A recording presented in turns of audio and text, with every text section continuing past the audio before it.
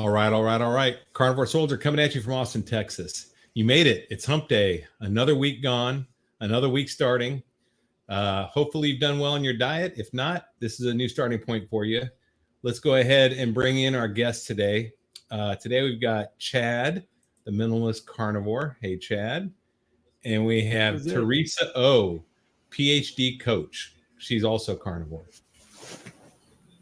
Okay, guys. We have a back. Oops, I gotta turn my audio off here. Sorry. Okay, guys, welcome. Why don't you guys introduce yourselves real quick? Chad, you can start first. Yeah, my name's Chad. In Phoenix, Arizona these days, originally from Maui, but lived here quite a while. Been carnivore almost 4 years and did keto for a year before that. Had lost over 100 pounds doing it, and that's the quick of it. Okay. Teresa? Hi, I'm Teresa. I'm a coach for Dr. Berry's website. I've been carnivore for almost 18 months and love every minute of it. That's awesome. And I'm Larry, and I've been carnivore since March 22nd. This is the first diet I've ever been successful on, I guess. And because every other diet I've actually had success initially and always fallen off. And today we're going to be, we got someone from New Zealand coming in. Looks like we have maybe a couple people from New Zealand coming in. Cool. Today we're going to be talking about the why. And I want to kind of dig in a little bit because for me, it was super important. I just want to know what you guys think about the importance of finding your why and why you guys went carnivore initially. So Chad, why don't you start just telling us what was your why that you started eating this weird way for? Well, I think it comes just for one to be a good dad, a good, family. I mean, you got to be that person in your family that's going to be there for your kids in a strong way. And when you're like this fat, sweaty dad that can't do things properly, in my opinion, that just doesn't work. Also, I was in shape most all of my life extremely well. And when I had gotten out of it, I had known what I was capable of. And the old age, at 60 years old now where I'm at, started getting to me. It's like, this sucks. This just flat out is not fun. And so my why was really, I would say, family and being back to the dad that I need to be to, do things with the family. That's probably the biggest reason. And part of that encompasses everything else. Being in shape, again, for myself is for the family. Does that make sense? They go hand in hand. Everything kind of ties together. Yeah, it totally does. That's really my biggest why. And also it's just, it's good to be healthy. It's just flat out doesn't pay to be sick. And, I would go out and do yard work and I would be down for a week when I was sick. And now I can go out and do yard work and then go out the next day and do yard work. That kind of thing in life. It makes life so much better. So, but you had experience with other diets in the past, right, Chad? And yeah, I had, like I said, I think I was about 40 when I started gaining the weight, when I started getting these lung issues. And I had tried some things. Like I said, I tried the small plate thing. I tried this blood type thing. I tried the whole going green thing, which again was the worst experience and the worst community. And this is the carnivore community so awesome. Because the second I'm like, man, my gut's just burning like fire and I just can't understand this. You're doing it wrong, and they don't try to help. Everything that could go wrong, they don't say, well, maybe you have, in the carnivore, they might say, hey, were you a heavy veggie eater? You might have oxalate dumping problem. Are you drinking too much of this? Try this. There, it was always, you're the problem. You're doing it wrong. It's not this. So yeah, I had tried some other stuff. And then I just tried doing the low fat thing, of course. And, so I tried for probably 4 good years in different things and nothing really budged. Keto, I always say keto was the door and carnivore opened the door. Keto, I messed up on keto and keto messed up on me because of all the fat bombs and all the alternative foods. I could still have my chicken teriyaki Yep. It just happened to be a different kind of rice with some other fake thing. And I could still have teriyaki sauce. I could still have all these other fake foods or alternative foods. I won't call them fake. They're real foods, but alternative foods. And it never taught me to get into the healthy foods and breaking the habit.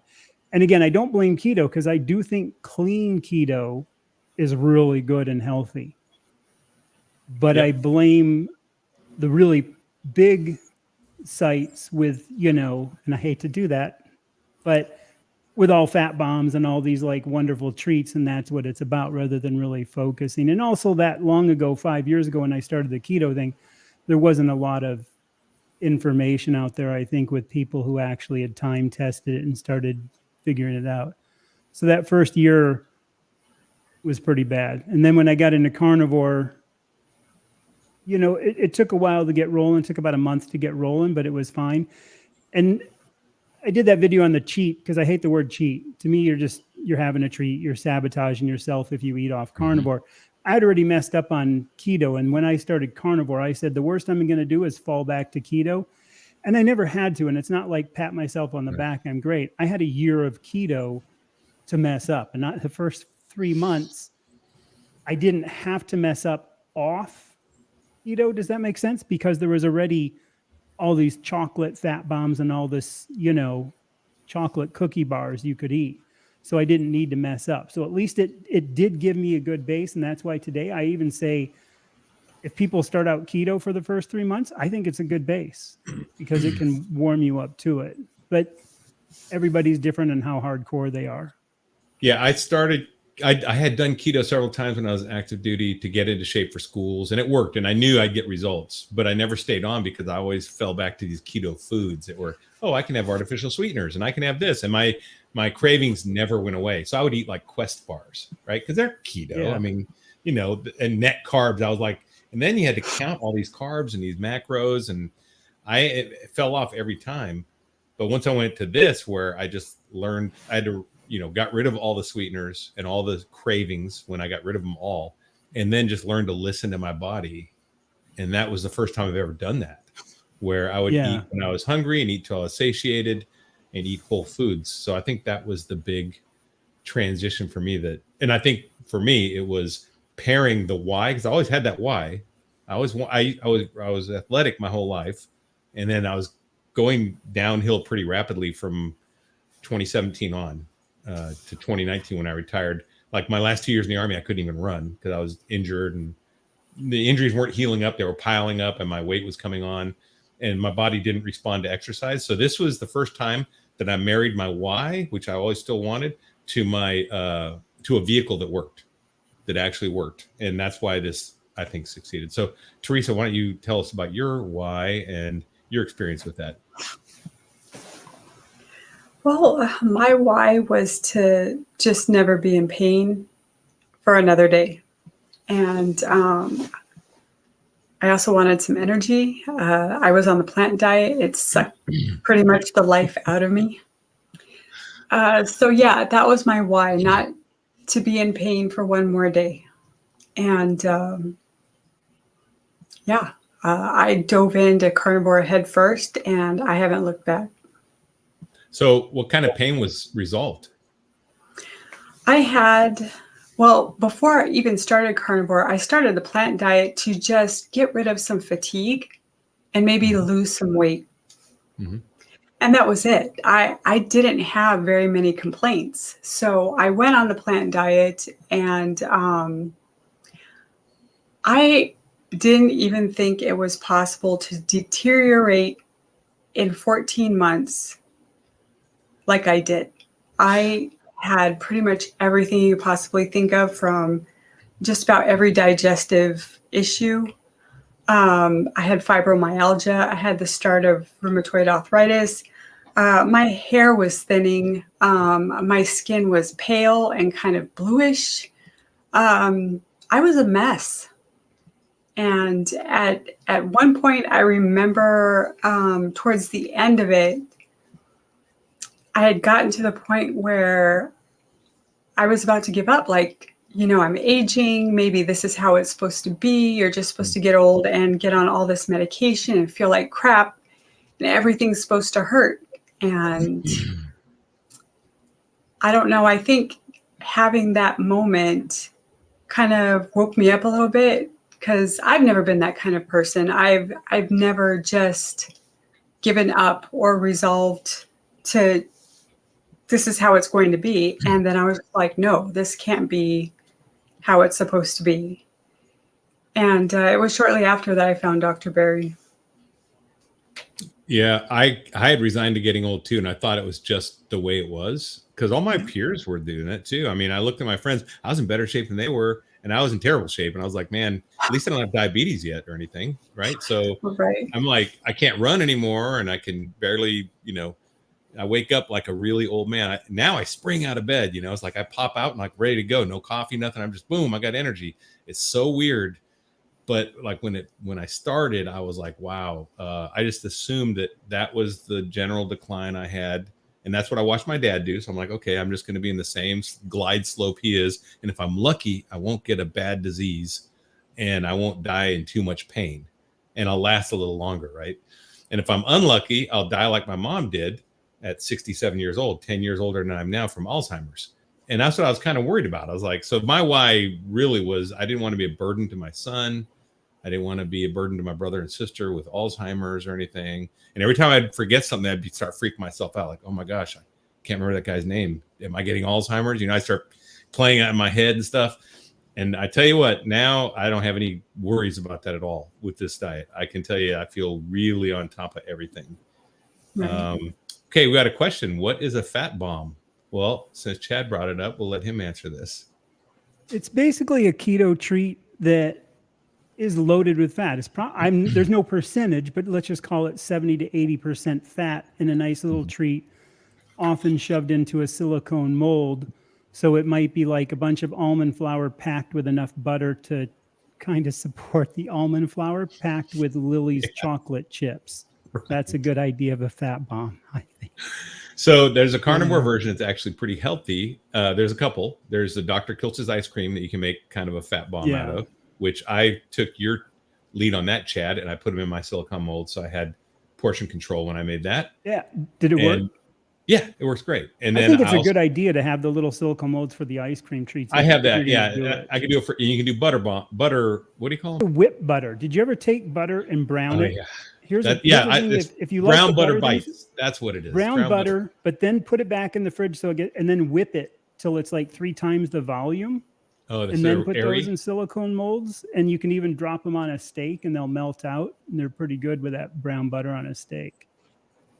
Cool. We got another question. Let's see. What is 1 or 2 things you did early on that you credit a lot for your success on this diet? For me, it was not counting or measuring anything. Eat fatty meats when hungry until I felt full. That's really good advice. I would say one of the things I didn't do, and I don't recommend people do, and actually, Teresa, you're a coach, so you might have more insight on this, but a lot of people want to start off fasting right away. And I think you got to fix your hunger signals and eat whenever you're hungry at first, and just eat whole fatty foods until you're satiated. And then after you fix your hunger signals, after probably 2 or 3 months, then you can start maybe introducing fasting. But I don't think right away. And actually, it'll just happen naturally. Like, I don't even eat breakfast anymore. It's just a natural progression for me. But I think when you put a construct in of artificial, like, we're going to fast from this hour to this hour, and you're just starting this diet, that's a lot of stuff going on. What do you think, Teresa? Yeah, especially if you're trying to get off carbs, then fasting, fasting is no bueno, because your body is used to receiving energy every couple of hours. And that's what it's running on. So if you just jump in and you start fasting, you're going to feel like crap. And it's not a good idea. You could pass out. If you can even function, that would really be interesting. I wasn't. I started off saying I was going to fast, and I knew nothing about it, and I didn't last very long. So yeah, I would say eat every time you're hungry, and eat until you're full, and then just go with that. And I naturally went from like 3 to 5 meals down to 2 meals to 1, and you'll do that naturally. I agree. What do you think, Chad? Any feedback or any Yeah, other things you did I early? think to top it off too is like she was saying with the eating, and both you were saying with eating, it's also you don't have to follow what one other person does. You're going to have to find your own path. I Right. think keeping the protein to about that 1 gram per pound body weight ideal is good, and then up the fat or down the fat some. But don't think, oh, this guy's eating a stick of butter, so I've got to eat a stick of butter if it doesn't Right. make you feel good. And Right. just experiment with yourself, and it's how you feel. And I will say the one other thing, and I say this a lot to people because I'm glad I maybe did keto beforehand, but give yourself grace if you mess up. Who cares? Yeah. Like I say, these people make too big of a deal of cheating. It's like you mess up, learn from it, move on. Well, I think there's a difference. Thing. I think there's a difference between cheating and falling off the horse too. Cheating to me is like planning, and I don't like a planned failure. Correct. So never plan. Off, don't go, hey, Tuesday I'm going to allow myself this. Never try to do that. I still say it's a bad idea to do anything off the carnivore if you can, but if it does happen, I think one other thing I will say is a hook that kind of is opposite of that. When I started the carnivore, I did way too many of these. Well, it's in carnivore, but it's like pork rinds and sour cream and all this stuff. And these days I'm going to step on toes and just say, well, fine, I'll tell you what, I'll have you a contest. You eat pork rinds and sour cream only for the next month, and I'll only eat ribeyes, and we'll see how we do. Yeah. So I think as long as if you've got a problem with food, avoid those. If you're okay with it, very light moderation, only as something after you've eaten, maybe like on that Friday night movie. You know what I mean? Like Teresa was not. I think she knows. You know what I mean? Wouldn't you tell that to people? It has to be in light moderation, and don't go overboard. Yeah. I like what Dr. Chafee talks about when he says just make sure dairy is like a condiment, right? So you wouldn't eat a bowl of mustard or ketchup, right? So don't eat a bowl full of cheese. Cheese can be put on meat, right? Just treat it like a condiment, and same with the sour cream. I mean, in moderation. So I whip up some sour cream, put some salt in it, and that's a dip. And dip like pork belly bites in it or something fried. I'll do that's very rarely. Then I don't do it much at all anymore. When I was starting, I was looking for different snacks. I did bacon. I did a lot of bacon. I did a pound of bacon a day. I would fry up, and that was my go-to in the fridge. And hard-boiled eggs. That's the other thing. You can prepare for this and anticipate you're going to snack a lot when you start or when you're early in it, and make a lot of snacks that are good for you and have them ready. So they're at your hand, at your reach right when you need them. Let's see. I will say this. I'm going to throw this in here. Yeah. Try to get down to lion diet just to see how it does for you. At some point. You don't have to do it anytime soon. I'm saying like 9 months or a year in, just try it as a sense of elimination. And then when you bring these other little things back in, then you can see if it affects you. Because I do think it's worth just testing every single thing that you eat. Testing 100%. thoroughly, so I did it 100 days. At 100 days, I hit a plateau.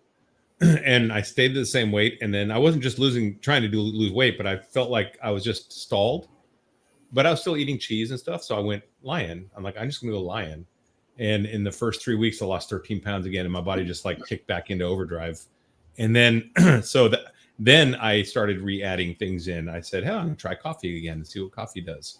But I added it and realized I didn't like it really. It's like, kind of bitter. I just don't really miss it. And then I added a couple seasonings in. Like I made an all meat chili, but I added some chili powder and things just to try it. And it kind of burned my stomach a little bit. It wasn't as great as I remembered it. So I really still go back to ground beef, butter, and steaks. I love that. I mean, that's my version of lion. I do cheese only for this no gallbladder situation, and only aged Parmesan seems to be working. Otherwise, I would be 100% lion. So I basically have no seasonings, no nothing for the last probably over 2 years. I have pork maybe every 3 months. and that's it. So I'm pretty strict, but I'm also really relaxed. Like we were talking earlier before, like Teresa, when she was the vegan thing, she doesn't care what people eat. You don't care what people eat. Right. I don't care what people eat. That's up to you. But so when I'm lax with people, I'm also very strict with myself because I like training. Not that I'm an Olympic athlete, but I like training for the Olympics. I want to be that gold medal podium dude with the 10 things around my neck. And I might as well do everything I can to be, if I'm going to do it, might as well do it to the best of your ability. Yeah. I mean, and like you say, I don't care what people eat, but I will tell them what best practices are. And like, I'll say, hey, listen, you can eat honey. It's probably not a good idea. And best practice is not to do it because it's got carbohydrates. Right. But I'm not going to say don't, or eat, or artificial sweeteners even, and I'll usually tell them just like, okay, artificial sweeteners, yep, you can eat it. It probably won't affect your weight right away, but just realize it does make an insulin reaction. It does drive cravings. So that's on you. That's N equals 1. You're different than me, right? So, and some people do it. So, Teresa, have you ever gone lion diet, or you ever gone that far extreme in your elimination? Yeah, I went lion diet for 5 months, and for the most part, I'm just steak and salt. Occasionally, I have bacon. It's not very often, and sometimes egg yolks. So I guess you could say I'm triple B and E, but most of the time I'm just lion.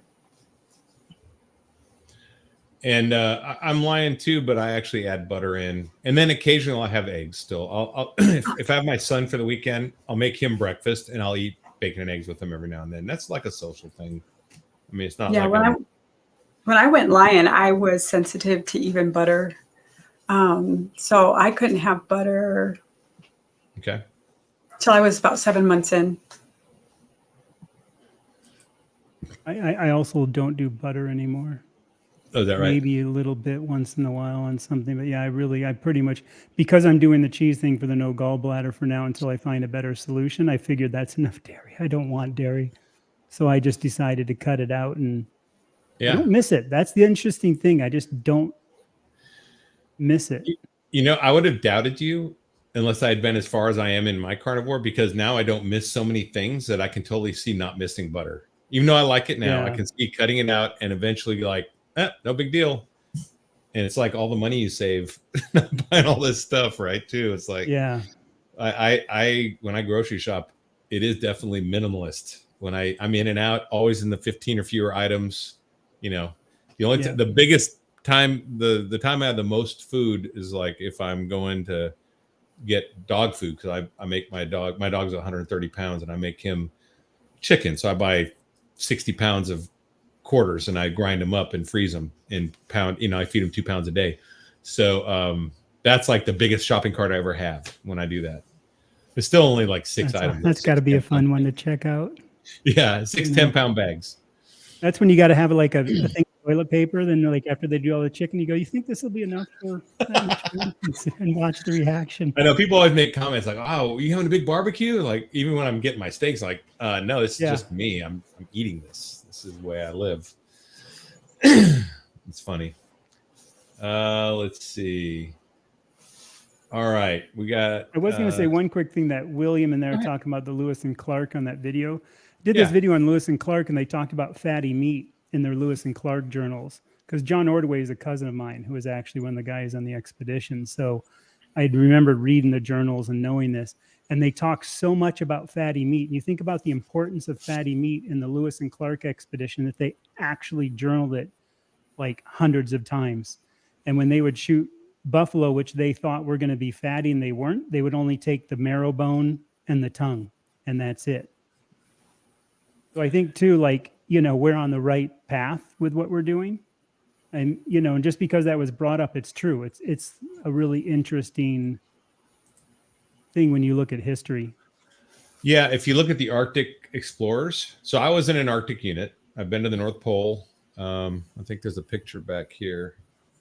Yeah, right. That one there, that's the North Pole. That's 1987 on the submarine. We broke through the ice and did but we used to read about the Arctic expedition. Those guys, ate pemmican, the lard, or not lard. It was the beef tallow and beef chips, and that's all they had with them, and they carried that with them, and it got them through the whole thing. But yeah, because you burn tons of calories in the cold, tons. I mean, 4,000 to 6,000 calories a day when you're humping gear in the cold, trying to keep your body warm. And so yeah, I think, and actually I think the British soldiers during the War of 1812 actually they ate pemmican too, the Indian food, which is basically the carnivore bar, right? It's what they, and so if you ever want to try to make those, you can either buy them from Carnivore Bar, which I have a thing on my website for it, or you can actually, there's recipes online. Dr. Chafee said he's tried a couple and they work pretty well, and they're pretty cheap to make on your own. So, okay, we have a question. Been Lion Diet for 10 months for healing with amazing results. Last few months, a 1.5 pound New York strip around 1 p.m. and a 1.5 pound ribeye around 6 p.m. Amazing results. Any need for supplements? Well, you want to start with that one, Teresa? Sure. As far as most of your nutrients are coming from the meat, I would add a drop of iodine, only because it's essential for every cell in your body, and it's really hard to get from the soil. Even if you're eating grass-fed, just there's not enough for the cows to ingest. I would take that one drop and keep your salt up. That's it. And what about you, Chad? Anything to chime in on that? I'd say ditto that. I had the Lugol stuff, and I've tried it and not, but I've been on this so long, I think I'm kind of balanced out. The only way you're going to know if you're really deficient is to get a complete blood panel and then know if you're deficient. And remember that that's based on this other idiot diet that exists, the SAD diet. Yeah. So those levels of what you need, like vitamin C, aren't really, when the receptors are the same as sugar, so you need more in this other diet. You got to think about that. I took supplements the first year because I was hedging my bets, and then I quit. And then I've never really had any in the last 3 years, and I'm fine. But I think you just have to know if you're feeling something all the time, what could that be? Find the symptoms and see if it might be something. And organ meats are a good way to up your intake of something without taking supplements. Get some mixed organ burgers or something. I wouldn't go eating like 3 pounds of liver or anything, but just in proportion of what the animals give. Think about those low percentages, get some ground up in burgers, and maybe have those once a week. That's my thought if you're going to do something, but that's it. I do the iodine, and I probably do it not every day, but I do it 2 or 3 times a week, and I put 2 drops in. And here's a little pro tip: if you drink coffee, you can put it in coffee and not taste it. If you don't drink coffee, you can put it in any sparkling water and you won't taste it at all. So it tastes nasty in regular water, to me anyway. So just get yourself a sparkling water, a Topo Chico, and drop a couple drops in there, and you're good to go. And then you're getting mineral water too, which is great, because then you're getting some benefits of minerals. If you're in Texas, you can drink 1877, which is Texas mineral water, which is what I prefer, because I'm from Texas. So and we have really good spring water here. So yeah, I do that. And then I did have a scratchy throat. My son got sick and he got over it in a day, but I had a scratchy throat. So I took some extra vitamin D just because it can't hurt. And, so I have some stuff on hand that I had left over. Actually, I have a cabinet full of junk I don't even take. Talk about saving money, right? Let's talk about supplements. I used to take all kinds of, and allergy pills. Oh my gosh, I had an allergy pill every day, and still I would wake up and had a routine of blowing my nose and flowing in the morning. It was terrible. And then now I have probably a lifetime supply of allergy pills in my cabinet, because I take maybe 1 or 2 a month. And I got them from Costco. So there's those giant bottles of hundreds and hundreds of pills, and they're really effective. I just don't need them. I have a lot of the nasal crom, the spray. Yeah, I don't was even use that left stuff over. anymore. Whatever that stuff was, I used to shoot up my nose. It's Yeah. crazy all the stuff they had us doing. But growing up, so I know, Teresa, you're very young, but Chad and I here are old. So we grew up as kids before the food pyramid, where we had the square meal, and it was much more whole food based. There was some seed oil, there was some sugar, but I didn't eat out a lot. I'm sure, Chad, you didn't go out to McDonald's every day or anything, right? No. And so when I grew up, I never knew kids to have allergies, parents to have allergies. This stuff just didn't happen. Like all these conditions I'd never heard of that everyone has now. GERD and what do you got? All these digestive things they have. It's crazy. All the stuff, all the autoimmune system diseases. I never heard of this stuff, and I don't think it's because they didn't know they existed, or I think they just weren't as common until we dove into this food pyramid and everything was grain and manufactured foods.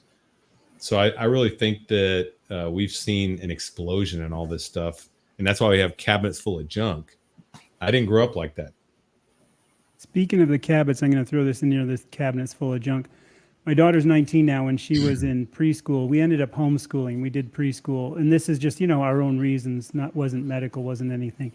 But for 1 year, she was in a preschool, and I remember going to pick her up one time, and going to the office, and there was a cabinet open, and it was probably 6 shelves of medicine. I mean, it was like 3.5 feet wide and packed full. And I was like, what is all that stuff for? And she's like, oh, that's all the kids. And then she pointed over to the side and she goes, that's what the window, they come up and we have this whole sheet so they can come up and get all their medications. I go, are you serious? This is like a grade school. And I mean, it looked like a pharmacia, it was just this insane, huge filled thing.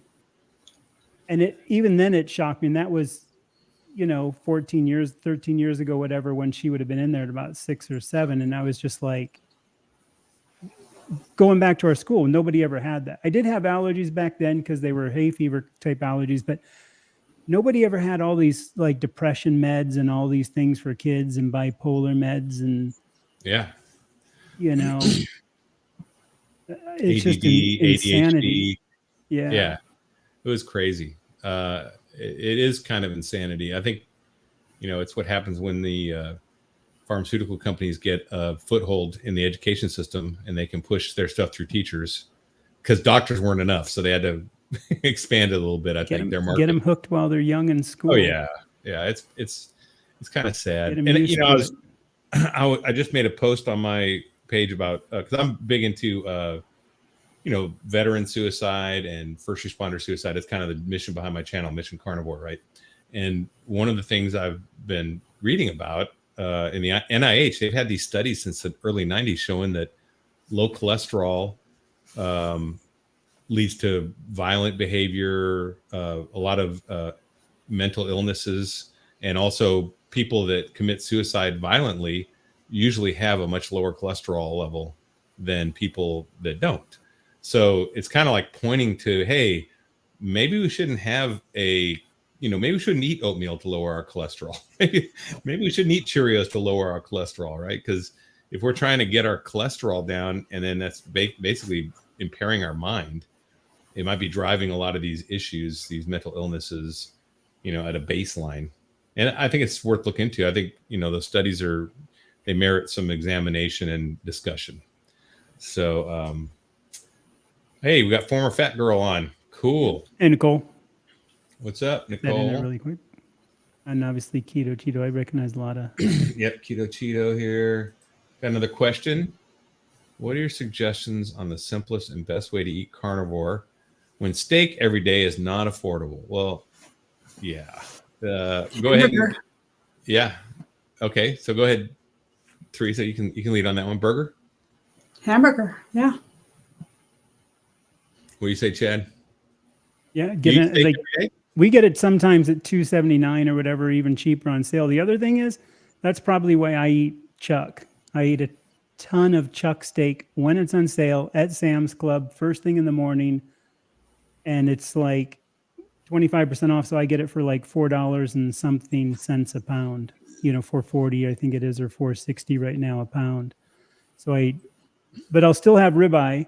And my way of doing it is if I buy whatever amount of chuck and then some ribeye is on sale, that price at $4.40 goes up to like $5 a pound average. And I know it's kind of justification, but if I keep my budget below $6 a pound for all the food I eat, I can totally have ribeye and other good cuts and still eat chuck. And I love chuck anyway, just as much as I would still eat it if I was insanely wealthy anyway. And you can do pot roast too, and pot roasts are really inexpensive. Yeah, and that's what I call the chuck steak. It's just how you cut it, like the thin cut. And obviously, there's a few other things. I'm sure Larry will hit on what he knows. Yeah, so on my channel, I'm going to do a video, but I actually have a post under the community post where you post things like pictures and stuff. And I posted not a dietary plan, but basically an example of how you can buy BBB&E, which is bacon, beef, butter, and eggs, and eat a complete diet for a month for under $175 a month. And that's just shopping at Walmart. And the reason I picked Walmart is not because I'm a Walmart advocate or anything. I shop there fine, but it's just because it's everywhere in America. So I figured that was probably the easiest. And I know there's a lot of people on fixed incomes out there that, need to figure out how to do this inexpensively. And then I was on with semi-retired Bob. I don't know if you guys know him, but he actually does his BBBE for under $130 a month.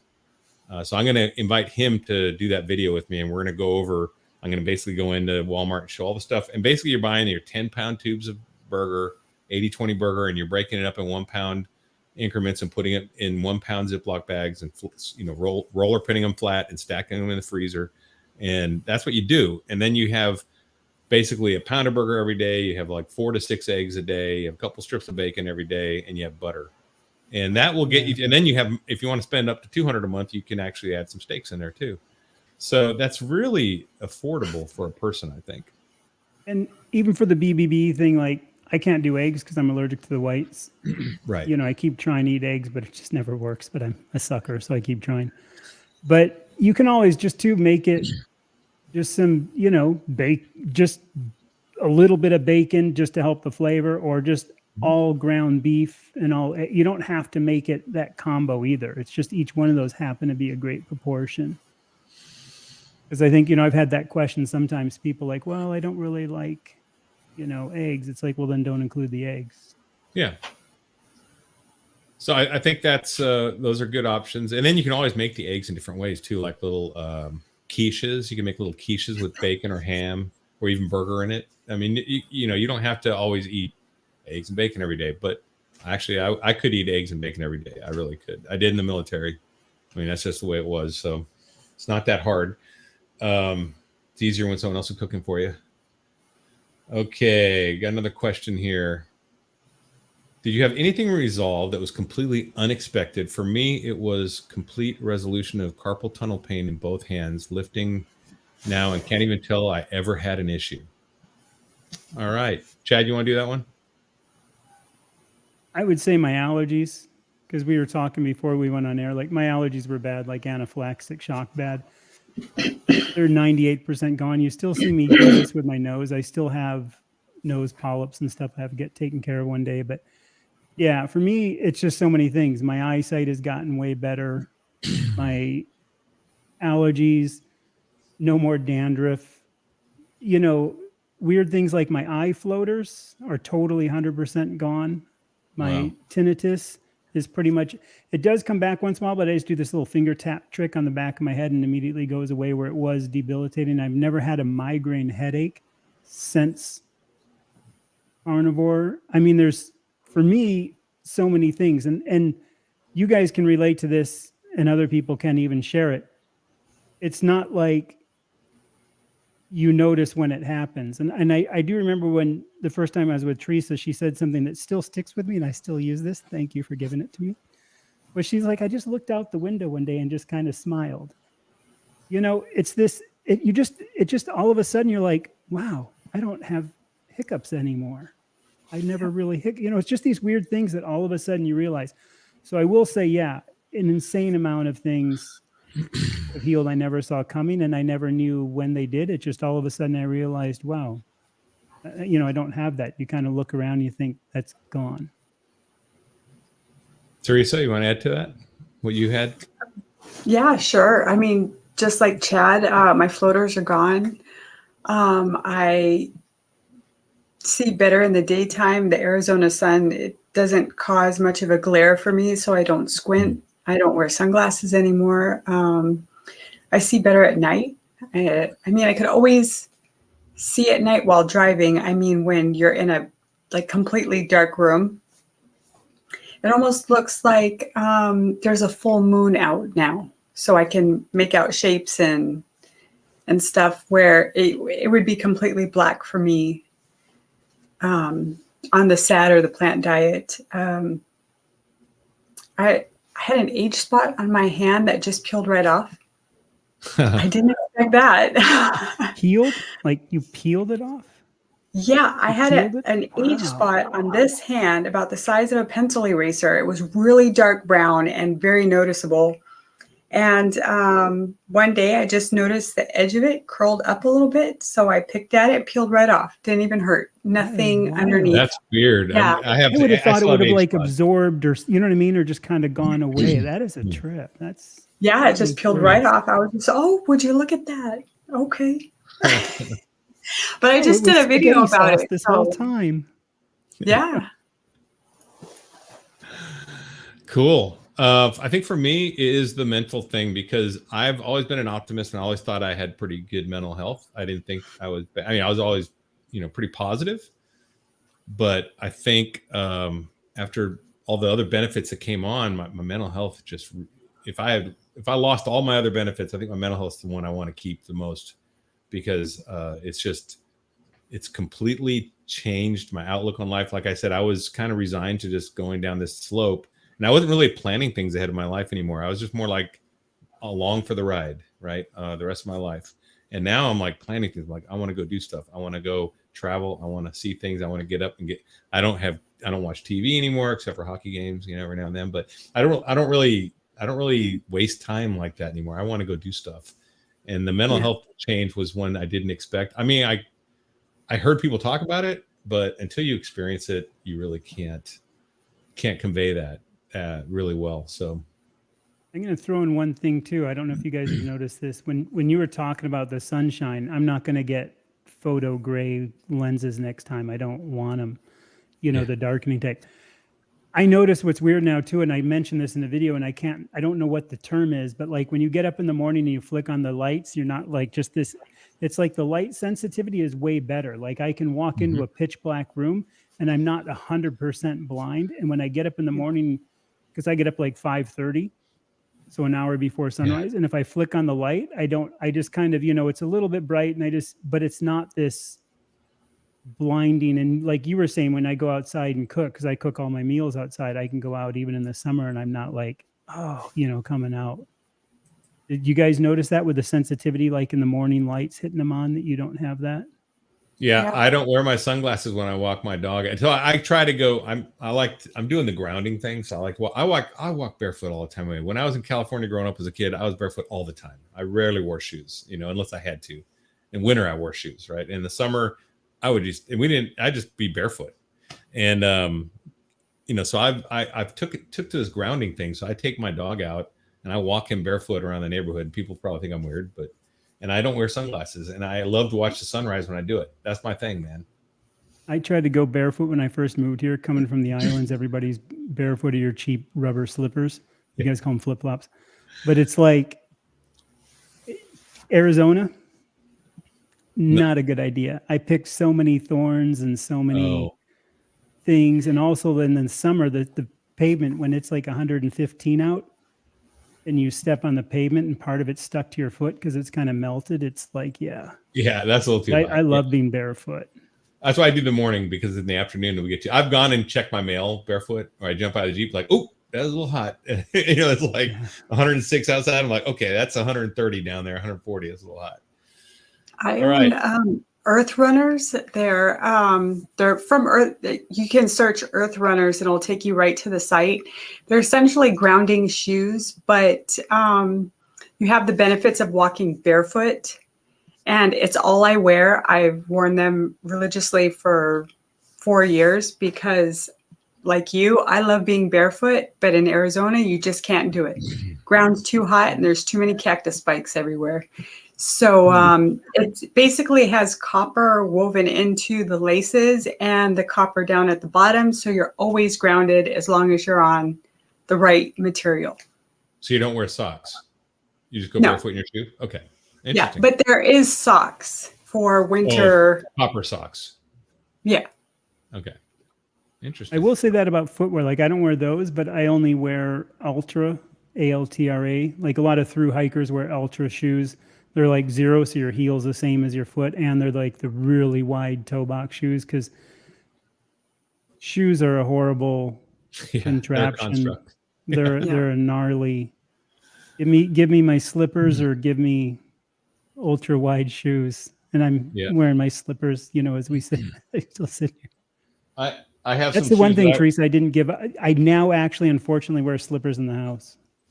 You know, in the house, that would have been I'm barefoot. Yeah, I just because the scorpion's here because I've had 2 scorpion stings. Oh, yeah. So now I wear them because I've had a scorpion before come up. One time when I was at the desk, it came up underneath my foot, and got me. So now I'm paranoid.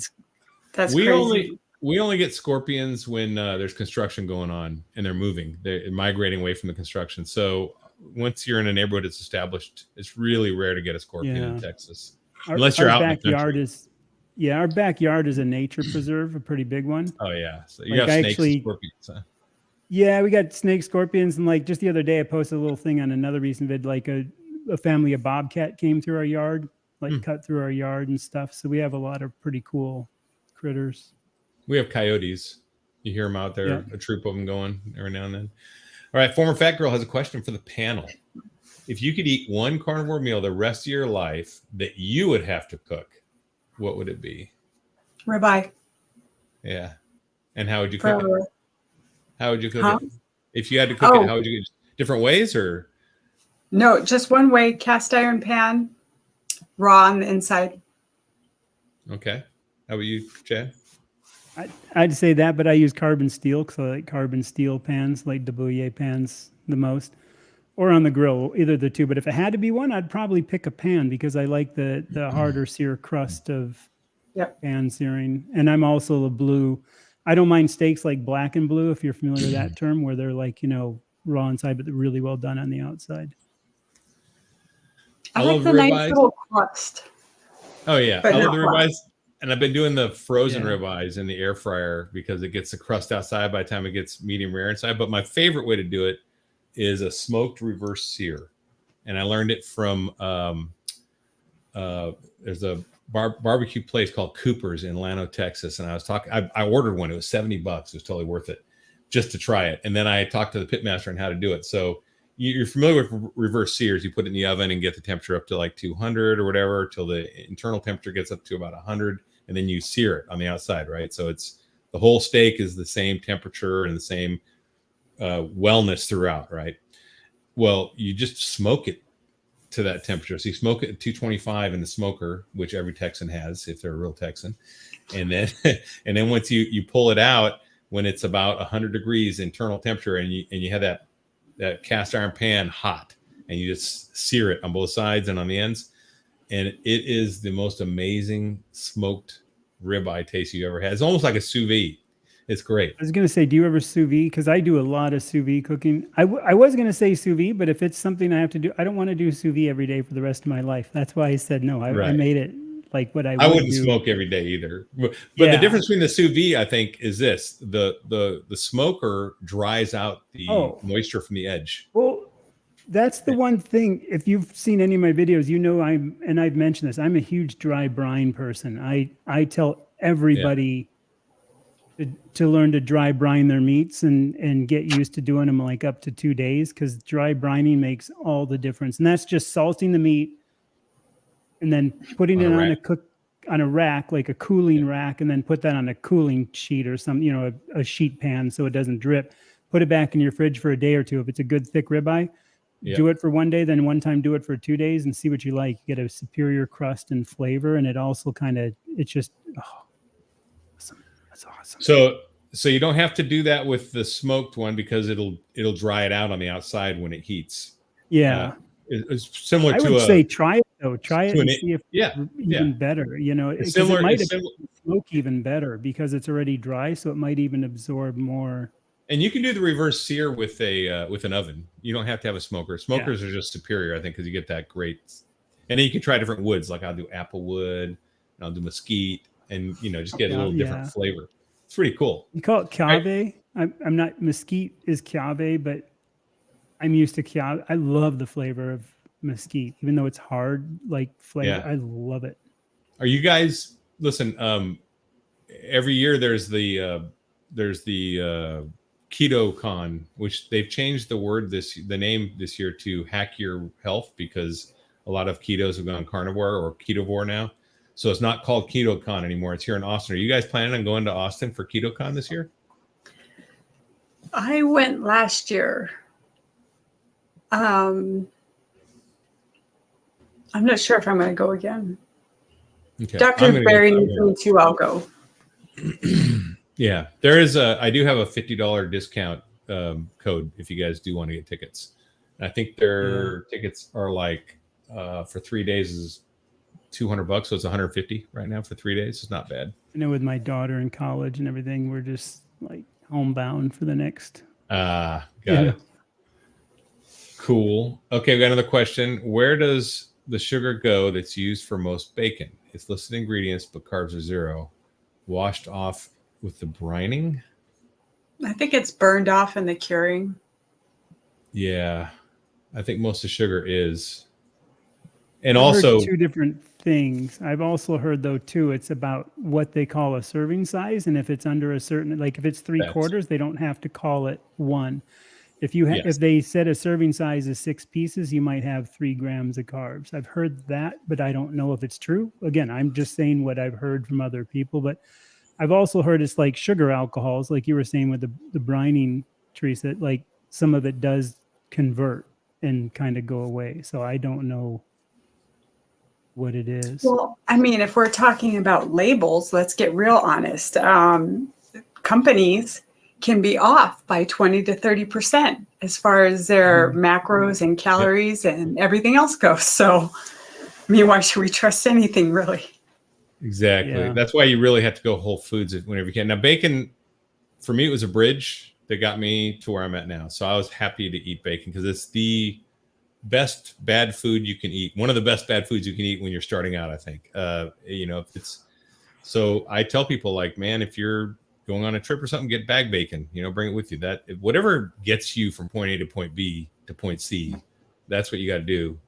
And just like Chad says, and I'm sure Teresa's experience too, after a while, you don't miss it. When you start, actually, I don't even remember, I can't remember the exact date I stopped making bacon, but it just happened. Or I was just not interested in making it. It didn't sound good to me, but beef still sounded good to me. So that's just going to happen. It's a progression. Chuck eye steaks, very good and cheap, a lot like ribeye. Yeah, chuck eye's the bottom cut of a ribeye, I think. So part of the chuck eye steak a lot of times is. It says it goes forward where the ribeye ends and the chuck starts. It just continues. You can get out of a whole loin, you can get about 2 to 3 good chuck eye steaks out of that as it goes forward in between the muscles. So when I buy chuck roast or the chuck steaks, which are just the chuck roast cut thinner, I look for that other muscle and then I tend to buy those and I kind of still cook the whole thing, but I eat those as they're coming off the grill. I just kind of nibble on them and make them disappear. So I do eat them, but I don't buy them specific because it's cheaper just to know what, when you're looking at the chuck, what chucks. I'm that dude that's like flip, okay, flip, at the meat market, taking only the ones I want. Right.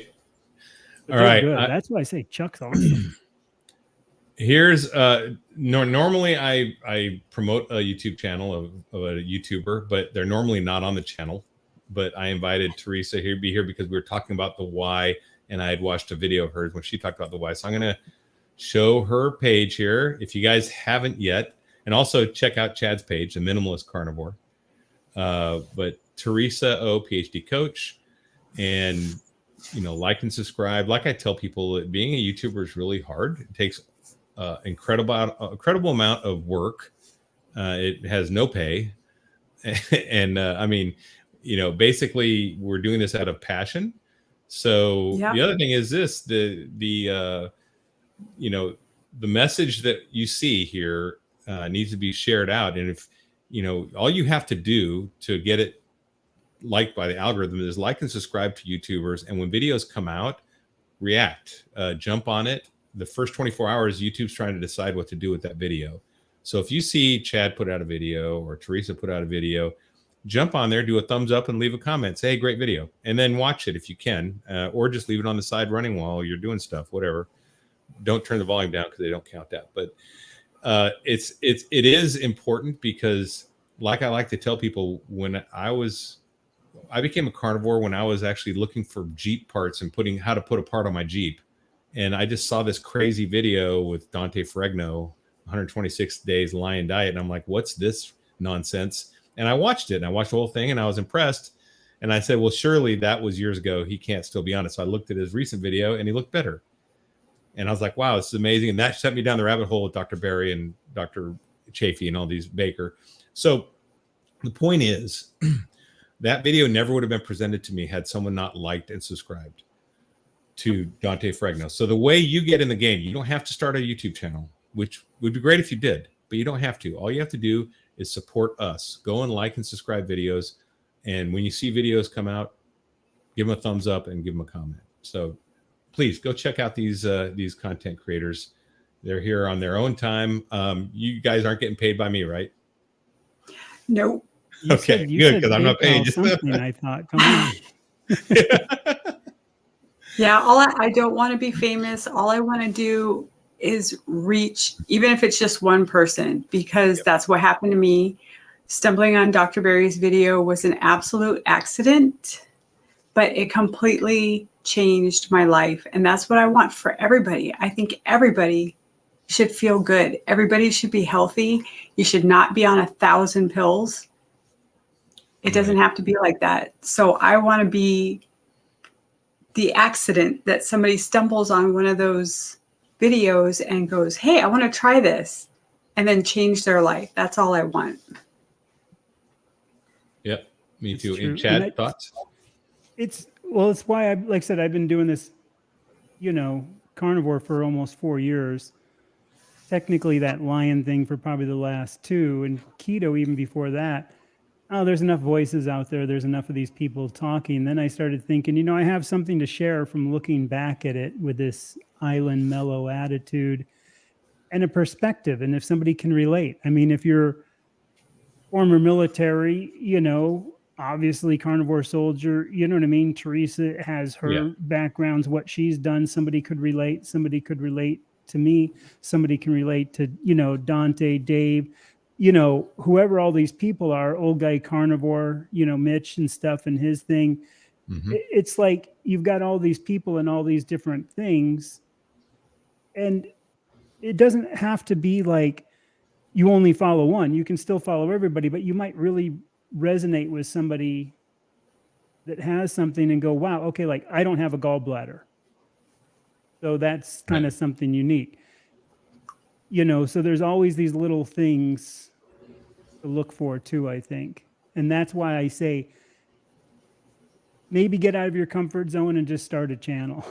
That's kind of my thing, because it just might help somebody. You might realize, wow, people actually relate to me. And even if you just do it as a way to kind of put it out there, if you're okay with it, you'll be amazed at what other people like, oh, I always wondered if I was the only one that had that issue or something else. And that's an awesome feeling, helping people.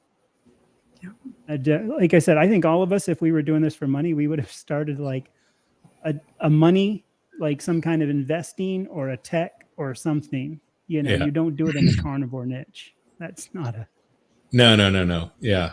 I have a career and it's separate from this, and it makes good money. This is not... now, you can support this channel, and this channel does cost money to run, and that's a different topic, right? So I do have you can join and support, or you can buy a t-shirt, or there's ways you can support.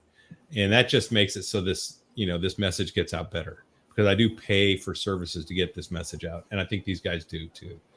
So saying that we don't do it for money is one thing, but we do appreciate and value support, and financially, and also the comments. I mean, when I wake up in the morning, I try to answer everyone's email and comment. And I still do that. I know there's a point where I'm not gonna be able to do that. But when I do, I tell you, it's a highlight of my day to see people's comments on videos or on posts, and even better is see other followers commenting and answering questions for other people. It's so cool. I mean, it's like this community is growing, and it's really fun to be part of. I know, Teresa, you've experienced that with Dr. Barry's community, and it's a huge community, I'm sure, but you've been with them for years, right? How's your experience been with that? I mean, what do you think's most rewarding about being a content creator or being a coach?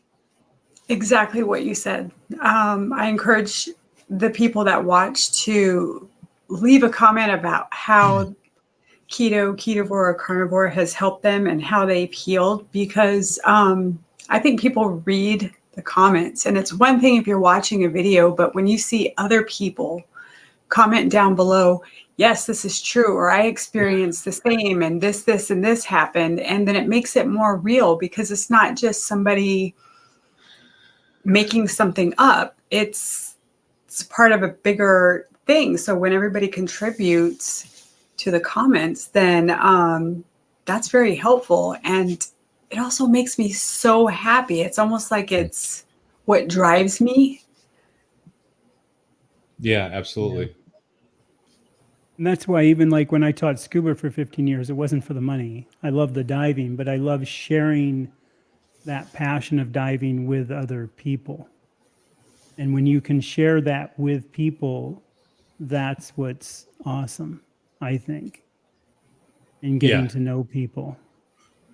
This is shared experiences. There's a lot of value in that. I mean, as humans, we kind of cultivate that and crave it. I mean, that's why we go to movie theaters, to watch a movie with other strangers, to have that shared experience, right? It is. I mean, it's weird, but it's something very human about that. And that's part of our tribe, right? So we have and a lot of people talk about how great the carnivore community is. I agree 100%. This is as close to a brotherhood like the military or law enforcement that I've ever been in.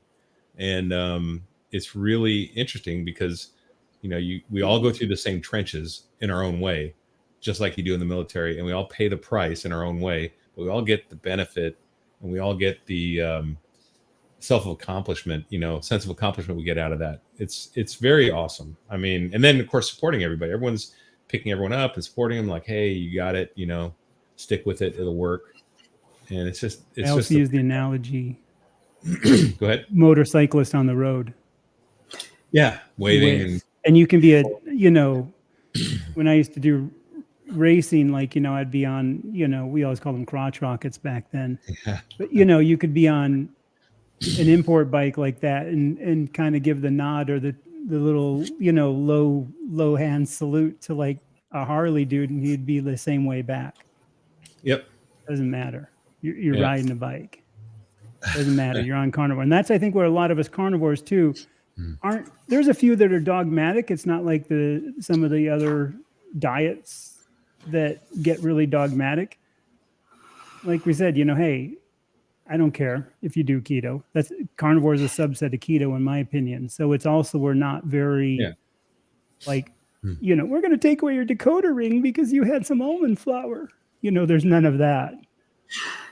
Carnivore is a ketogenic diet. That's the fact. Flat out. It is. It's a subset. That's what I say. It's a subset. Yeah. And that's why when people say, oh, I'm strict carnivore, and then they're having this fruit, veggie, and all this, I'm just like, just say you're keto, or just say you're keto. It doesn't matter, but it's still kind of like, I still kind of have that weird, like, who cares? You're all in the same thing. Yeah. But it just makes it easier for people to understand when they see it, so it's not confusing, is my thing. Yeah, absolutely. Well, hey guys, we're coming up on an hour. I think we should probably wrap this up. Why don't you tell me what you have going on this week, if you have any plans for your channel? Chad, you want to start with that? What do you got going on this week? Any plans? I just I'm so behind on getting out good long content.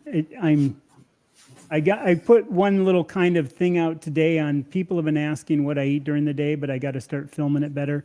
But I hopefully have got some more time, so I'm going to put out some other content, coming up back to kind of my long content, because I'm behind. I'm like 2 weeks in between each one, and I want to get out more. And I've got all these things, but just like I said, life with a 14 and 19-year-old and my other business, it's just hard to get it out. But I will be.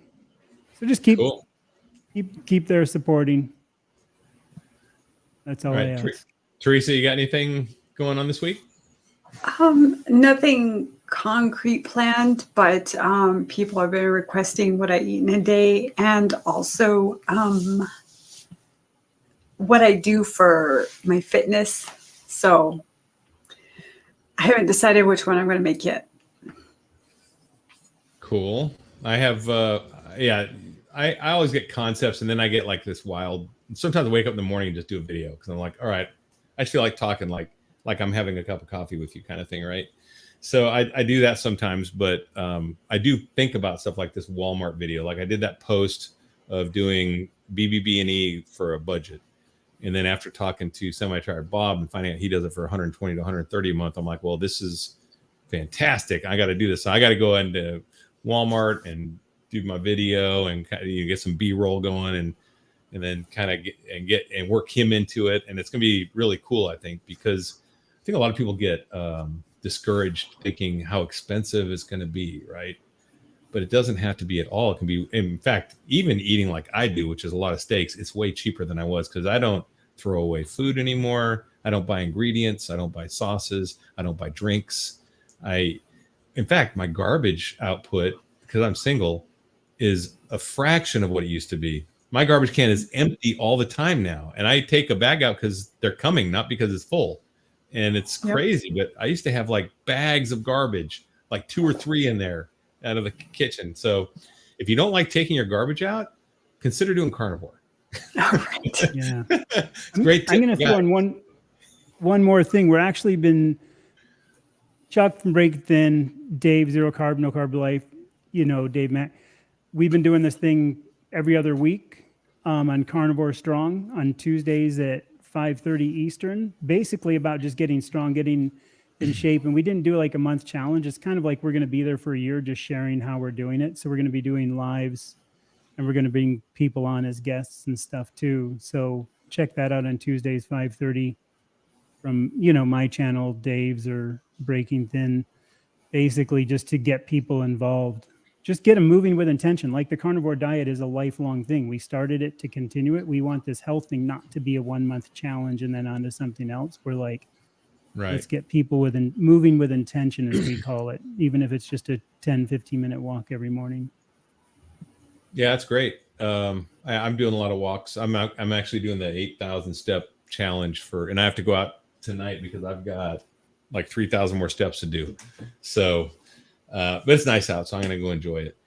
All right, guys, I'm going to drop you guys out. If you wouldn't mind sticking around just for a minute, I'd like to talk to you when I'm done, but I'm going to say goodbye and sign off. All right. Thanks, Take care, everybody. Yep. Mahalo.